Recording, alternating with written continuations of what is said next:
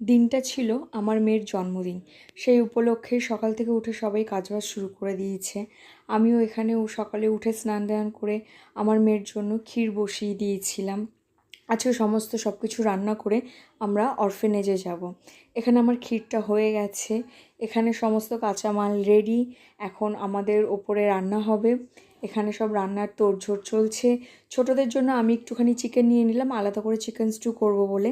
এখানে রাইস আর chicken already নেমে গেছে। তারপরে আমরা চলে এসেছি অরফেনেজ, অনাথ আশ্রমে। তো এখানে আমাদের বাড়ির লোক কিছু ছিলাম, আর বাকি সব ওখানের বাচ্চারা ছিল।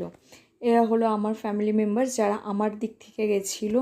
মা, বড় মা, শাশুড়ি মা, কাকিমা, মামিমা, বাবা, সবাই ফ্যামিলি যারা আমরা ক্লোজ থাকি। দেখো এখানে কত বাচ্চারা রয়েছে, সবাই খেলছে। আর এই ছোটো বাচ্চারা খুব দুষ্টু ছিল, যেরকম বাচ্চারা হয় আর কি। আমরা বেলুনগুলো আগের দিন কিনে দিয়ে এসেছিলাম। বেলুনগুলো এরাই নিজে থেকে সবাই মিলে ফুলিয়ে সুন্দর করে সাজাচ্ছিল।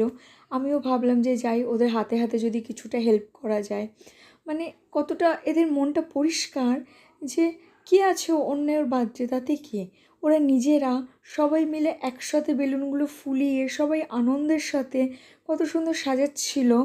দেখে আমিও আর থাকতে পারলাম না, মনে হলো যে আমিও ওদের হাতে হাতে একটু সাহায্য করে দিই।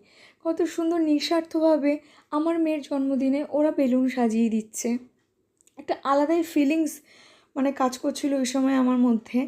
এখানে আমার মেয়ে ওদের কাছে যাবেও, আবার ভয়ও পাচ্ছে যেতে পারবে না বলে। কেক কাটিংয়ের ভিডিও, ফটো আমি কিছুই তুলতে পারিনি, কেন, ওই পরিবেশটা, ওই মোমেন্টটা আমি এতটা এনজয় করছিলাম। এরপরে বাচ্চাদেরকে আমরা খেতে দিয়ে দিয়েছি এখানে।